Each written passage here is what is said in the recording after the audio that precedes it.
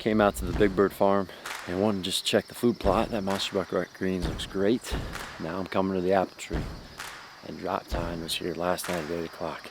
The plan appears to be working. The buck's here, the food's here, the apples are here, and now it's just gonna be one of those deals of what do we do opening day, what deer are we hunting, and at the end of the day, if I got this quote-unquote big deer to hunt, it is going to be one of those scenarios where joy might be on this deer.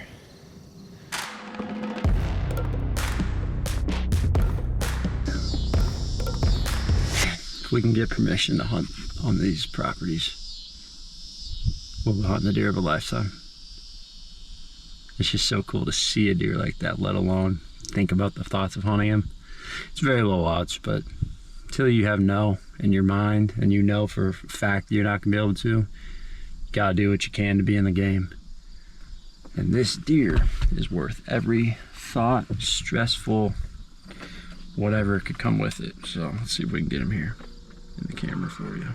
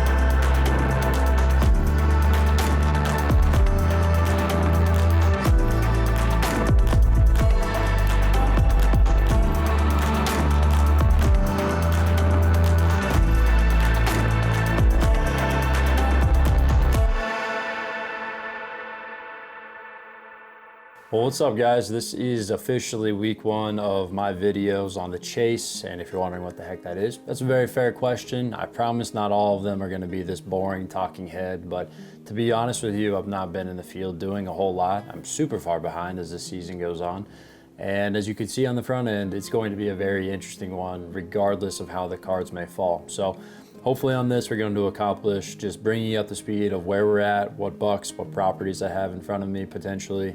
2, I'm going to cover what this thing is, the chase, and then 3, just more or less what to expect moving forward. But starting off with this new playlist that you're on right here. The chase is, if you haven't seen it, Rye was technically the first one to post a video inside of this new playlist, and that is under the Office blog. Those guys, you know, Rye, Gavin, and some of the interns, they're going to be giving us an inside look at what happens at our office, and then just their hunting stories. But you know, Rye did a good job of explaining what this change is, so if you haven't seen it, go check it out. But just in case you haven't and you're here, wanted to make this very clear.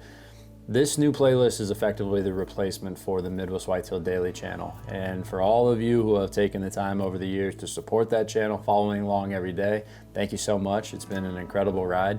And ultimately why we're making this change is more or less because we felt like it was time for just a reboot on how we're presenting the media.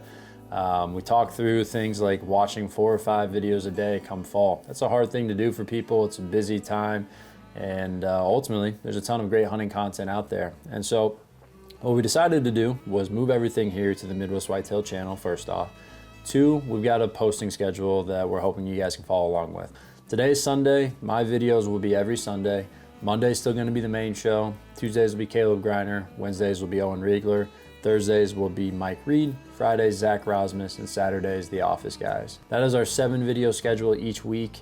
We're still gonna have our 3 regional shows that you can find on the Midwest Whitetail Regional YouTube channel, and there's a lot of great things over there that I would recommend checking out.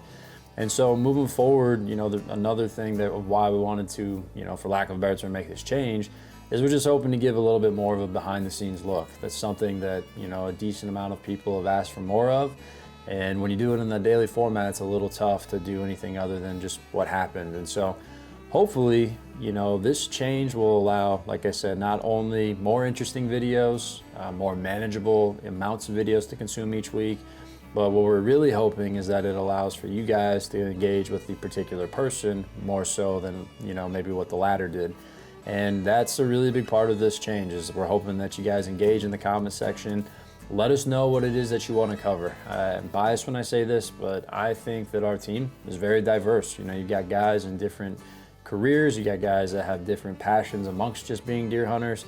And to be clear, these videos are going to stay about hunting. I mean, that doesn't change. But for example, moving towards my video, you know, one of the things I've thought about potentially covering after talking to some people is maybe film tips. You know, I get a lot of camera questions, I get a lot of photography questions, editing, and for lack of a better explanation, I would love it if each week we could be building on something, or if I could cover something that you guys would find interesting.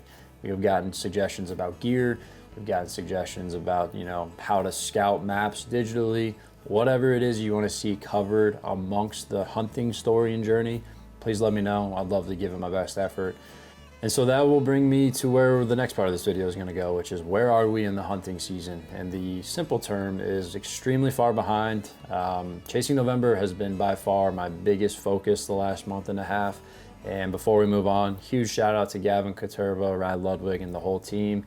Those guys put together a fantastic series. I hope you all enjoyed it. If you haven't got the chance to watch it, check it out. Let us know what you think. And if you haven't gotten entered into the giveaways from our great partners, please do. The entry details per giveaway are super simple, and we're gonna start announcing those winners here very soon. But yeah, so I haven't really been able to get out in the field a whole lot, and then just went on vacation with Joy for the last 8 days. That was an incredible time. It was much needed time away with her. Though I did work most of it, my views were awesome, and that's a perk of the mobile, you know, job. And then last night we topped it off with some fishing in northern Missouri. And now we're here in the office again, September 8th. And yeah, making this video a little bit last minute if you're watching. So, you know, when I use the word behind, what I mean by that is, you know, the first property that is really on the forefront is the Drop Time property. It's what we call the Big Bird Farm.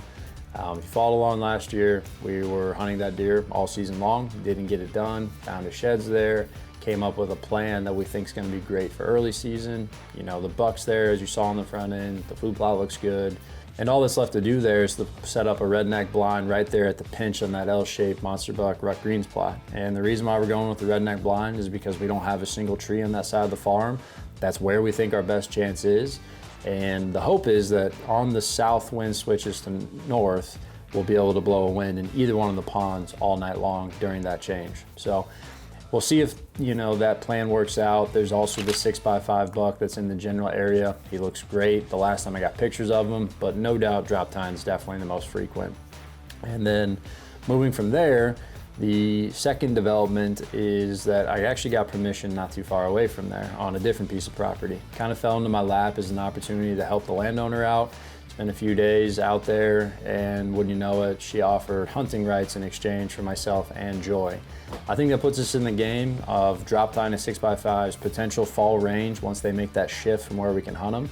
And who knows what else could go through there. It's along a river, and I have literally stepped foot out there 1-2 times, never to do anything deer hunting related, and so that's a blank slate. Moving forward, the other thing, as you probably are wondering why I haven't talked about first, is this giant deer. And to keep it short, because right now it's just a bunch of unknowns, it's a giant buck. I found him and figured why the heck not ask for permission. And we've been able to get in contact with the landowners in the area, and basically one of them texted us back and said that, you know, we think we can work something out. Haven't heard since then. And then the second landowner is still waiting on an answer. But I think we're, for all purposes, in the game on that. You know, it's September 8th, and I've never walked one time on the properties, and that does give me some nerves. I mean, but at the end of the day, I'm just trying to manage my expectations and not be annoying with the landowner. I mean, at the end of the day, there's no faster way to get a no than to turn into some annoying person who thinks that my priorities hold precedent over theirs. And so we'll keep you guys in the loop on that. I've seen them quite a few times, and I don't know. That's about as much as I have on that one. But I really, really think that would shift up our season, obviously, if we were able to get on that deer. But if nothing else, he's a buck of a lifetime. It's been fun as heck to watch him. And hopefully, if we do get permission on him, I will be able to tell the full story, because it's got quite a few chapters.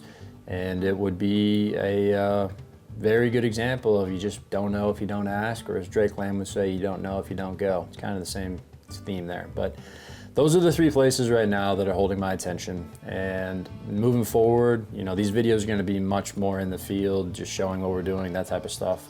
But this coming week, my hope is that I'm going to go to the Big Bird Farm. I'd like to get that redneck put up at some point. But the main change I'm going to do is I'm going to pull the cutting link system that's on it currently, and I'm going to switch that over to the new property. The main reason for that is the cameras that I've got there right now, none of them really influence how we're going to hunt this drop tine deer. You know, basically last year we learned the intel that I feel like we needed to. We know how the deer work through the property. We have 3 or 4 hot spots that I definitely want cameras on to let us know. But at the end of the day, I can cover those spots with some cutty back tracks. The battery life on the tracks are fantastic, and I have full confidence that I'm not going to have to go in and change those cameras. Moving that cutting link system, if you look at the new property, it sets up absolutely perfect for what we're trying to accomplish with a cutting link, which is I need 1 spot with good cell service, and then all of the other cameras going down into these bottoms along the river, where potentially I could run into some issues, but most importantly, add a solar panel to all of them. Spend 1 day scouting, get all the cameras in the right spots, mock scrapes, real scrapes, whatever it is, and then hopefully we do not have to go back in there again until we're actually hunting. It's going to be just like we did Big Bird Farm last year. It's just about learning day by day, and who knows, that could be an incredible spot. I think it's going to be an awesome piece of property getting into late October pre-rut, and I think it's going to hold a lot of potential come the rut. And then that will free me up with some of the leftover cameras that I have, that if we get potentially the opportunity to get on this big deer, that will give me, you know, a spot to start. But going into next week, that's what we're going to be doing. We'll be in the field, and ultimately, like I said, just let me know what you guys want to see. I'm going to try to build this as interestingly as possible, but also just show you how it's unfolding. And yeah, I'm really excited to get the season started. A lot of the guys have great deer that I'm excited to, you know, reintroduce to you. Some familiar faces, some new. And yeah, 2024 is here. I hope you guys have had some fantastic hunting already. I know there's states open across the country. Got pictures coming in from my buddy in North Carolina. Buddies out west hunting, and it's just you know, the best time of year to be a hunter.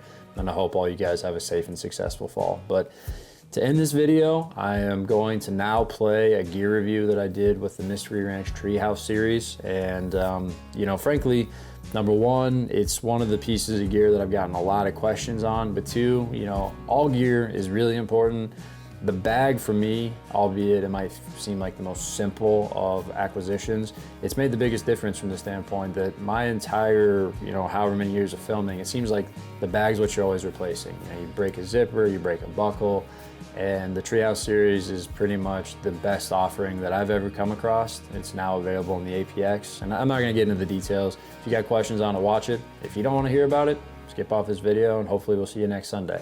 But I've gotten enough questions on it that it felt like it was worthy to do the video, and we'll go from there. But appreciate you guys watching. Hope you see and check out the rest of them as this week unfolds. And yeah, fall's here. Podcast will be kicking off here soon. Can't wait to see how the fall goes. That was a dumb ending, but that's why we are. See you next week. Well, hey guys, Josh Sparks here with Midwest Whitetail, standing in late August. We're just wrapping up the velvet seasons here in Iowa, and deer season is right around the corner. So why not take a moment to talk through what I think has been one of the most game-changing pieces of equipment for our entire team. And that is gonna be the Treehouse line from our great friends at Mystery Ranch. You know, this right here is the 38. This is gonna come in a 38 liter. It's gonna come in a 20, a 16, and a 9. And going into 2024, one of the things we're most excited to talk about is that all of these packs are now available in the Realtree APX pattern. That's a brand new pattern for Realtree, and it looks great on all of the different gear that we've got. You know, us at Midwest Whitetail, one of the most important pieces of gear that we utilize, and frankly, you watching this as a whitetail hunter, it's the backpack that you have. You have all of your other gear. You gotta be able to get it where you need it. You gotta be able to have a pack that's reliable and durable. Take a pack that's gonna be able to make lots of weight feel like less. And Mystery Ranch, you know, they say in their mission statement, our mission is your mission. As a whitetail hunter, I feel that they honor that extensively.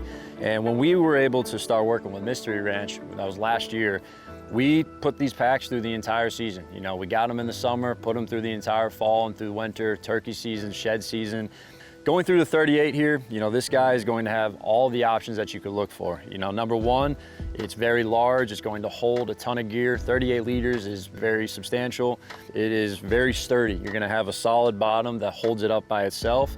But most importantly, one of the things is the touch and feel test. You come here, it's very soft. It's got this polyester.